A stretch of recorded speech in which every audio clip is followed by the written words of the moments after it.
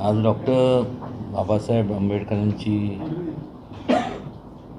जयंती आहे आणि त्यांच्या जयंतीनिमित्त आज आम्ही सर्वजण या ठिकाणी त्यांना त्यांच्या प्रतिमेस अभिवादन करायला त्यांच्या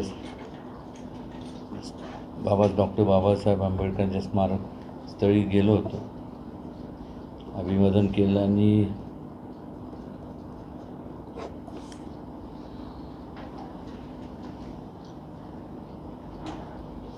बाबासाहेबांनी त्या काळात सुद्धा आपण बारकाईने जर पाहिलं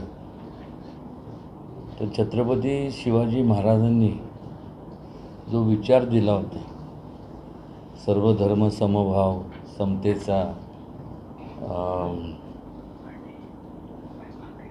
आणि त्याचबरोबर महाराजांचे जे काही ध्येय धोरणं होते, महिलांच्या संदर्भात, वयस्कर लोकांच्या संदर्भात, शेतकऱ्यांच्या संदर्भात, दीनदलित म्हणण्यापेक्षा जे उपेक्षित वर्ग आहेत त्यांच्या संदर्भात, लहान मुलांच्या संदर्भात, हे सर्व जर आपण पाहिलं तर ह्या म्हणजे डॉक्टर बाबासाहेब आंबेडकरांच्या हातून जे ह्या देशाची राज्यघटना त्यांनी जी लिहिली, ज्याला आपण संविधान म्हणतो, हे करत असताना त्यांनी एवढे बारकावे त्यात पाहायला मिळतात की कोणावरती अन्याय होऊ नये अशा प्रकारे आपलं देशाचं संविधान आहे. आज अभिमान देखील वाटतो की बाबासाहेबांचं प्राथमिक शिक्षण हे आपल्या साताऱ्यात झालं आणि काल जिथं भीम फेस्टिवल झालं त्या शेजारी जो राजवाडा आहे त्या राजवाड्यात त्यांचं शिक्षण झालं, प्राथमिक शिक्षण. अत्यंत प्रतिकूल परिस्थितीतून प्रवास करत करत मग उच्च शिक्षणाकरता एल्फिन्स्टन कॉलेजला तिथं त्यांनी प्रवेश घेतला आणि नंतर मग राजर्षी शाहू महाराज असतील, सयाजी महाराज असतील गायकवाड, ह्या लोकांनी एकूण डॉक्टर बाबासाहेब आंबेडकरांच्या मनात असणाऱ्या जे काय समाजाबद्दल जी एक तळमळ होती, त्यामुळं मोठ्या प्रमाणात त्यांना स्कॉलरशिप्स देण्यात आल्या. पण मात्र खऱ्या अर्थाने म्हणजे संपूर्ण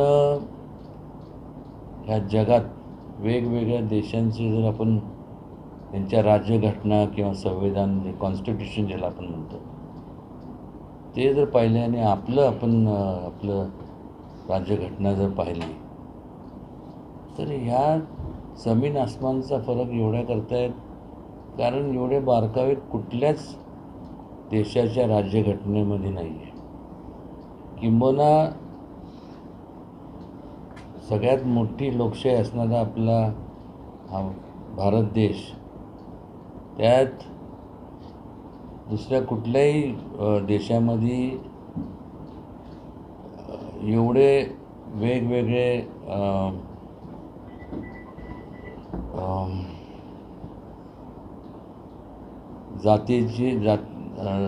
जातीतले लोक पाहायला मिळत नाही. आणि हे संपूर्ण संविधानचं गठन करत असताना, त्याचं संपूर्ण तयार करत असताना कुठल्याही समाजावरती अन्याय होणार नाही अशा प्रकारे त्यांनी जे काही संविधान लिहिले, खरोखर ही या देशाला त्यांनी दिलेली फार मोठी देण आहे. त्यांच्या माध्यमातून मिळालेली देण आहे. किंबहुना छत्रपती शिवाजी महाराजांचे त्या काळातले जे विचार लोकशाहीच्याबद्दल, वेगवेगळ्या समतेच्याबद्दल असेल, राज्यकारभाराच्या बाबतीत असेल, हे सर्व कुठेही उणीव न ठेवता आज डॉक्टर बाबासाहेब आंबेडकरांनी संपूर्ण ते राज्यघटना जी लिहिली त्याबद्दल त्यांचं जेवढं त्यांना धन्यवाद आपण देऊ तेवढं थोडंच आहे. सर्वसामान्य म्हणजे बहुजन समाजातल्या लोकांनी शिक्षण घेतलं पाहिजे आणि त्यामुळे त्यांनी जे काही विचार दिला, शिका, संघटित व्हा आणि संघर्ष करा, आणि त्यामुळं मोठ्या प्रमाणावरती बहुजन समाजातल्या जे तरुण आहेत त्यांनी शिक्षणाकडे धाव घेतली. शिक्षण आपण त्यांना बाबासाहेबांना माहीत होतं की शिक्षणाशिवाय आपले विचारात व्यापकता येणार नाही कोणाच्याही, आणि जोपर्यंत व्यापकता येत नाही तोपर्यंत प्रगती होणार नाही.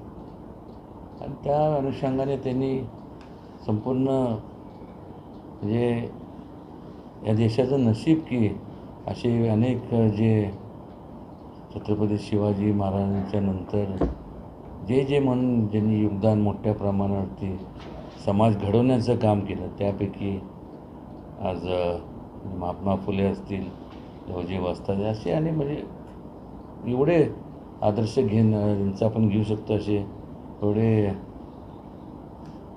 महान व्यक्ती होऊन गेले. आणि त्यापैकी आज डॉक्टर बाबासाहेब आंबेडकर यांना तर विसरून चालणार नाही.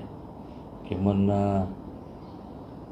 त्यांनी दिलेलं जे काय संपूर्ण आहे, मला तर खरं हसूच येतं की अनेकदा असं म्हणजे कोण म्हणजे ह्यांना ते बुद्धी सुस्ती तरी कशी की संविधान बदललं जाईल.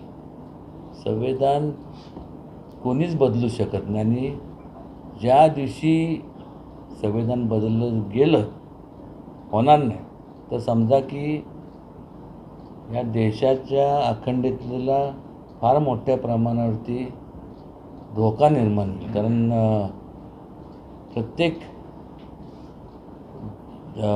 जो काय प्रत्येकाचं न्याय मिळण्याचं काम या संविधानाच्या माध्यमातून बाबासाहेबांनी जे काय घटनाक्रम जो आखला आहे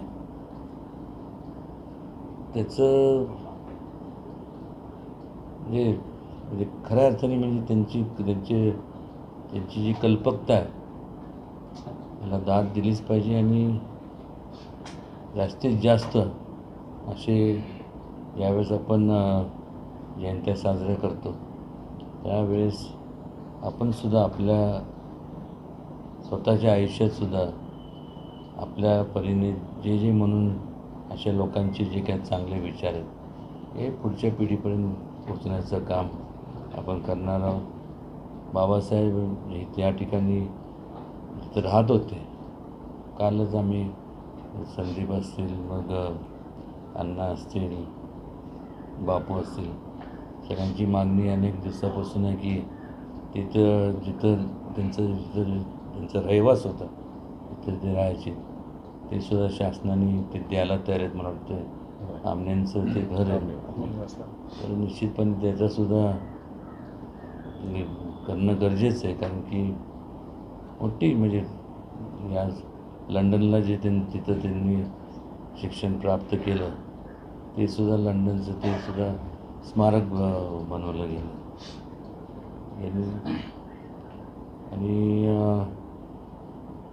फार काय बोलण्यापेक्षा एवढंच सांगेन की अशी लोक होणे नाही. बाळासाहेब तुम्ही आता जसा उल्लेख केला, आम्ही घेऊन खरं तर आत्तापर्यंत ते व्हायला हवं होतं, एवढी वर्ष झालं त्याच्यासाठी पाठपुरावा करतायत संघटना. पण त्याचबरोबर जी शाळा आहे प्रतापसिंह हायस्कूल त्याची सुद्धा पडझड झालेली आहे, त्याच्याकडेही दुर्लक्ष आहे. कुठेतरी या वास्तू खरं तर जतन करणं गरजेचं आहे असं नाही वाटत तुम्हाला? काय माहिती आहे का की एकतर ह्या संपूर्ण तुमच्या आर्किओलॉजिकलच्या ह्याच्यात येतं आहे, हेरिटेजच्या ह्याच्यात, आणि त्यामुळं थोडं काय करायचं झालं म्हणजे त्या डागडुजी म्हणाय संपूर्ण प्रोसेसच एवढी लेंदी आहे वास्तविक आता जो असणारा राजवाड्याचा हा भागच आहे ही शाळा. तो राजवाडा जोपर्यंत तिथं कोर्ट चालू होतं तेवढं चांगलं होतं, कारण त्याला मेंटेनन्स होत व्हायचं. नंतरच्या काळात भरपूर पडझड झाली. आर्किओलॉजिकल डिपार्टमेंटशी आम्ही संपर्कात आहोत, किंबहुना आम्ही संबंधित मंत्र्यांना सुद्धा त्यांची भेट घेतली आहे. मी म्हणलं एकतर कालांतराने एकतर शासनाने तिथं काहीतरी करावं, अन्यथा अशा वास्तू बांधून होणार नाही आणि एक दिवशी सगळ्या जमीनदोस्त म्हणजे कोलॅप्स होते. या नजदीकच्या काळात आता हे करतोय आपण, पण निश्चितपणे याच्यावर क्विक ॲक्शन होणं गरजेचं आहे. साहेब, परवा तुम्ही रायगडावर भाषण केलं, त्या दरम्यान अमित शहांकडे काही मागण्या केल्या. तर त्यातली महत्वाची मागणी होती की महापुरुषांचा अवमान करणारी जी वक्तव्य होतात आणि याच्याबाबत कुठेतरी कायदा झाला पाहिजे. या मागणीनंतर अमित शहांची प्रतिक्रिया काय होती किंवा त्याच्याशी काय बोलणं झालं? नाही, कुठं बोलणं झालं. तुम्ही सगळे म्हणजे तुम्ही म्हणलं तुमचे लोक तुमचे प्रतिनिधी होतेच. तर कार्यक्रम संपल्यानंतर ते गेले. आता त्यांनी ऑलरेडी घोषणा तर मुख्यमंत्र्यांनी केलं आणि ते करणार. आपण आज निळा शर्ट घातला, एकदम हटके आहे काय? नाही, हटके असं नाही काय, पण शेवटी मला एक सांगा की रंग म्हणजे इंद्रधनुष्य रेनबो ज्याला म्हणतो त्यात 7 रंग असते. हा चांगला, हा वाईट का? निळा रंग नेहमीच माझा आवडता राहिला. आणि रंगात काय तसं बघायला गेलं, आपण सगळे एक आहोत. मनुष्य हा एकमेव धर्म आहे. उसनी असं कुठं ना छत्रपती शिवाजी महाराजांनी कधी मानलं, ना त्यांच्या पश्चात जेवढे समाजसुधारक समाजाला दिशा देण्याचं काम केलं, ना त्यांनी त्याची कधी पर्वा केली. किंबहुना तसं पाहायला गेलं मला खरंच म्हणजे हे अलीकडच्या काळात मी कालचं बोललो की पूर्वी समाजाचा लोक ह्या अगोदरची पिढी किंवा समाजाचा जास्त विचार करायचा आणि मग शेवट आपला. अलीकडं काय कोणास ठाऊक जास्तीत जास्त व्यक्तिकेंद्रितपणा पाहायला मिळतो आणि ज्यांच्यामुळं तेढ निर्माण करायचं काम होतं हे कुठंतरी थांबणं गरजेचं आहे. आणि हे जे लोक तेढ निर्माण करतात, तर ह्या जातीतला त्या जातीतला, मला त्यांना एकच प्रश्न विचारायचा आहे की प्रत्येकाला उदंड आयुष्य लाभो, पण शेवटी एखादं दुर्दैवाने एखादं कोणाला तसं होऊ नये आणि आजारी पडू नये. पण त्यावेळेस किंवा एखाद्याचा ॲक्सिडेंट झाला किंवा असं म्हणजे कोणाच्या नशिबी ते येऊ नये. पण त्यावेळेस मला सांगा, आपण कधी जातीचा विचार करत नाही. त्यावेळेस ब्लड ग्रुपचा आपण विचार करतो की माझं ब्लड ग्रुप काय आहे, ए निगेटिव्ह. तर ए निगेटिव्हचं मला रक्त मिळतं आहे का, ते कोणाचं आहे आपण विचार करत नाही त्यावेळेस का. त्यामुळं सगळे एक आहे. आणि ह्या भावनेतनं छत्रपती शिवाजी महाराजांचे जे विचार आहेत, बाबासाहेबांचे विचार आहेत, ह्याच्यातनंच एकी आणि एकतेच्या माध्यमातूनच प्रगती आणि महासत्तेकडं आपण वाटचाल करू शकतो. ज्या दिवशी जास्तीत जास्त जातीवाद निर्माण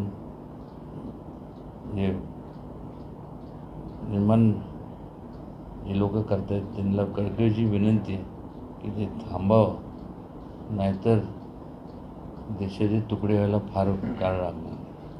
आज तुम्ही मुलींच्या शाळेवरून एक विधान केलं होतं, यावरून बराच गदारोळ झाला. हा. त्याला काही रेफरन्स फुलेवाड्यामध्ये जी मुलाखत मुलींच्या तुम्ही दिली शाळेच्या ना, मुद्द्याने विधान केलं अहो, होतं. एक लक्षात घ्या, छत्रपती शिवाजी महाराज आपण त्यांना आदर्श मानतो, बरोबर. पण तुम्हाला असं म्हणायचं आहे की महाराजांच्या अगोदर लोक जन्माला आले नव्हते का? होतेच ना. शहाजी महाराज राजे हे महाराजांचे वडीलच होते. आज ते संपूर्ण राजमुद्रा जर बघितली किंवा गनिमी कावा, हे कानमंत्र हे महाराज शहाजीराजेंनी त्यांना दिले. समजा, आणि हे जे विचार महाराजांनी दिले सर्व धर्म समूहाचे, म्हणजे जो विचार शिका, संघटित व्हा आणि संघर्ष करा. आज बाबासाहेबांचा जो विचार आहे तोच संघटित झालं नसतं तर आपण आज लोकशाही अस्तित्वात आली असती का? म्हणजे स्वराज्याची स्थापना झालवू शकली असती. नाही, थोरले प्रतापसिंह महाराजांनी पहिली शाळा सुरू हो, केली, तेच की. तर त्याचं अनुकरण महात्मा फुलेंनी नाही, केलं असं तुम्ही जे नाही, विधान केलं होतं. मला एक सांगा, म्हणजे त्या विचारांनी ते पुढं गेले. मी काय असं म्हणत नाही, बरं जर कोणाला आता जे कोण आता त्यांनी सांगितलं ते खासदार उदयनराजे यांनी जे काय तर त्यांचं काय त्याला म्हणतात,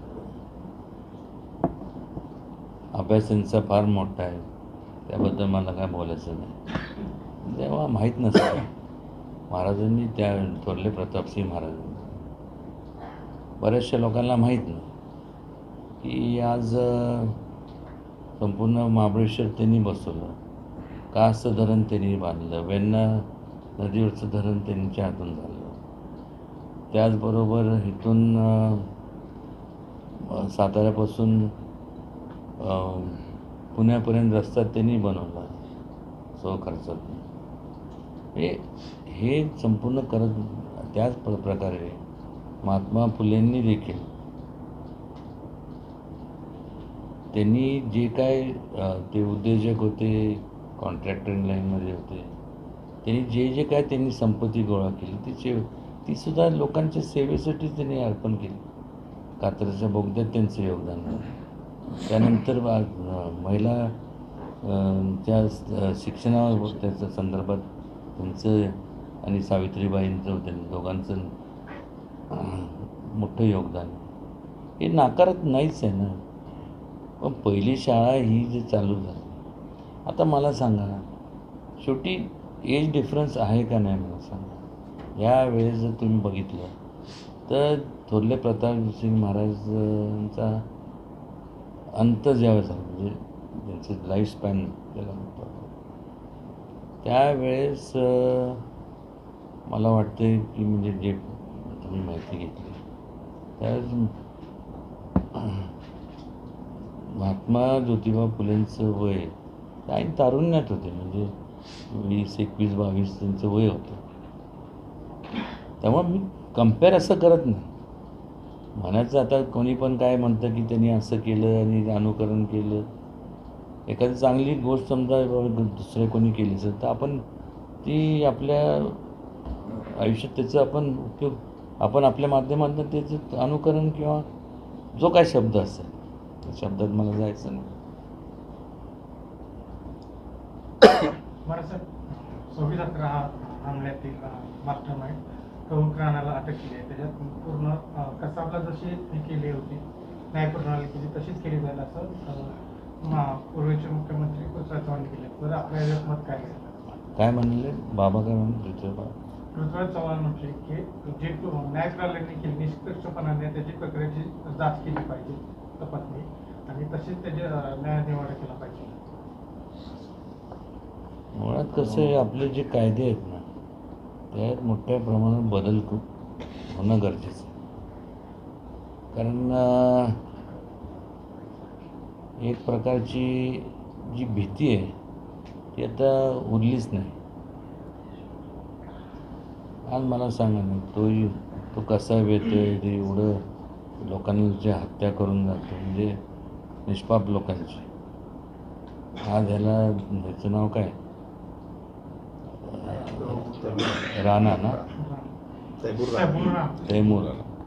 आता मला सांगा एवढ्या वर्षानंतर त्यात आता आणलं त्याला.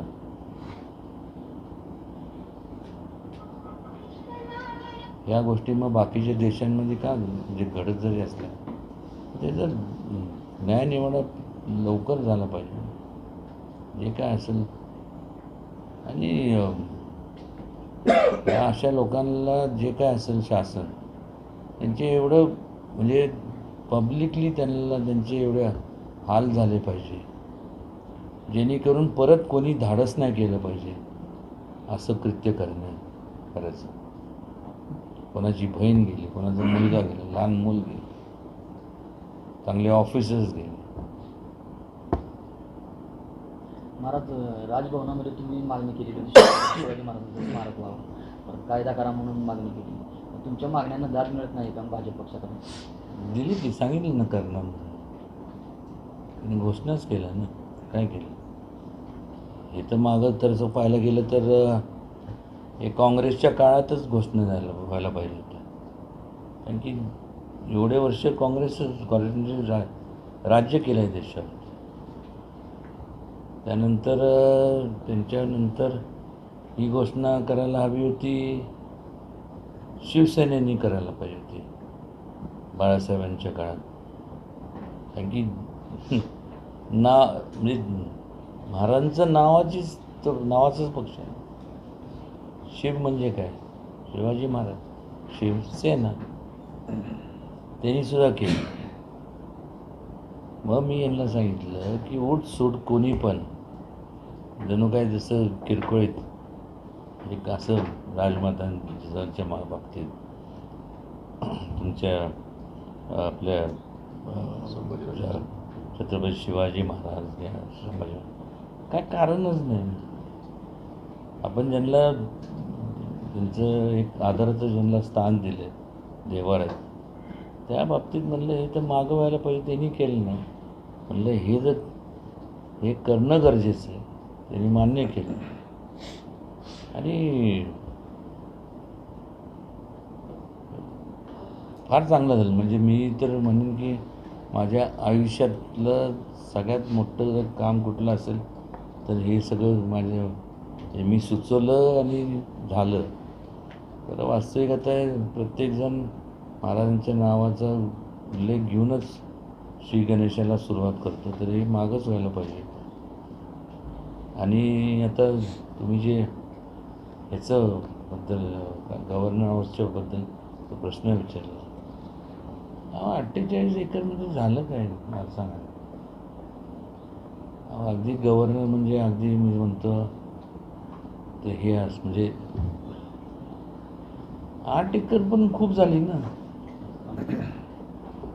आणि जर समजा ज्या वेळेस तिथं राष्ट्रपती जेव्हा येतात कुठल्याही राज्यामध्ये जातात त्यावेळेस ते गव्हर्नर हाऊसलाच उतरतात. मग अशा वेळेस तुम्ही तेवढ्या काळाला राष्ट्रपती काय महिने थोडी थांबतात. जे काय त्यांचा दौरा असेल किती मग दिवसाचा असेल तेवढ्या दिवस तुम्ही सिक्युरिटी पर्पजसाठी तुम्ही ते संग्रहालय बंद ठेवा ना. आज किती जरी तुम्ही विचार केला आयडिया चांगली संकल्पना चांगली फॅन्टॅस्टिक आहे कुठली अरबी समुद्राच्या मध्ये. आज मला सांगा तिथं उद्या एन्व्हायरमेंट हे ते निसर्गाच्या समोर तर आपण काहीच नाही. आणि मग जरी हे केलं तर लिमिटेशन येतात ना. तुम्ही तिथं म्हणजे पायल फाउंडेशन किंवा जे आता ब्रिजेस बांधतो तसं करून किती मोठं प्लॅटफॉर्म तयार होतं. इथं अख्खी 40 एकर आहे ना नाकच आहे. मग कोण म्हणाल की ते गव्हर्नर असेल इथं पहिलं काय गव्हर्नर राहायचं ते असंच ते नंतर हे ब्रिटिश आले मग त्यांनी तिथं आणला गव्हर्नर झालं राज्यपाल झालं की. मग आता महापौरचा बंगला जो आहे त्याचं स्मारक झालंच नाही. शिवाजी महाराजांचं काय त्यांच्यासमोर काय गव्हर्नर काय गव्हर्नर दुसरीकडे बांधून द्या ना. 8 एकर त्याच्यासारखा स्पॉट नाही आणि तोच आयडियल स्पॉट आहे. कुठं आणणार मला सांगा? 40 एकर तुम्हाला मुंबईत कुठं मिळणार? 40 एकर काय करू शकणार नाही तुम्हाला? स्मारकासाठी 40 एकर अपेक्षित आहे की 8 एकर? 40 एकर अपेक्षित आहे की 8 एकर? 48 एकर जमीन आहे.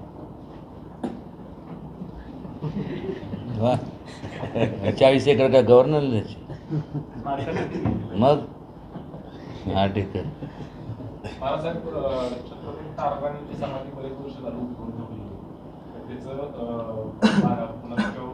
बांधकाम वगैरे काय झालेलं नाही त्याच्यात सांगतो ना. तर माझं जे कल्चरल डिपार्टमेंट ज्यांच्याकडे आहे गजेंद्र सिंगजी शेखावत यांच्याशी पण आपण बोललो आहे आणि एन्व्हायरमेंटचे जे आहेत भूपेंद्र यादव यांची आपण मीटिंग लावणार आहोत संयुक्त. हे सगळे जेवढे विषय आहेत ना आर्किओलॉजिकली ते सगळं हे सगळ्यांचं हे करणं गरजेचं आहे. आता पर्यटन मंत्री समजा आपले जे नेते म्हटलं काय होऊ शकतं पर्यटन विकास संदर्भात काय होऊ शकतं ना. जेवढी केंद्रातनं निधी जास्त पाहिजे तर केंद्रातनं. छत्रपती शिवाजी महाराज स्मारकाचा विषय तुम्ही आता मगाशी जो बोलला, मग त्याच्यासाठीचा जो काही मागणी आहे तशी तुम्ही मुख्यमंत्र्यांकडे किंवा वरती केंद्राकडे करणार आहात का, किंवा तसं काही बोलणं झाली की आता काय झाली? केली आहे? काल घोषणा पण केली. आता काय करायचं? आता कामाला सुरुवात करायची. महाराज राहुल गांधींवरची म्हणजे कारवाई सुरू आहे कसली? हेरॉल्ड संदर्भात, हेरॉल्डच्या संदर्भात ती आकसाने सुरू आहे असं सुरू केलेलं आहे.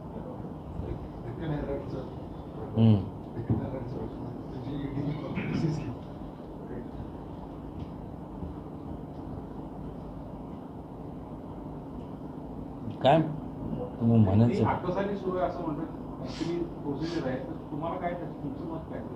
मला एक सांगा ना, आकसाने कसं होऊ शकतं?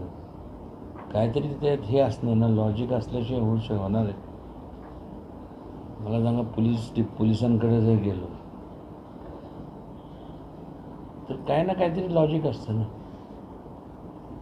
समजा मला तुम्हाला पैसे द्यायचे, मी गिल्टी असलो तरच तुम्हाला पैसे देणार ना, का नाही? तसंच आहे. हे हेरल्ड म्हणजे मोठं हेरल्ड आहे. चल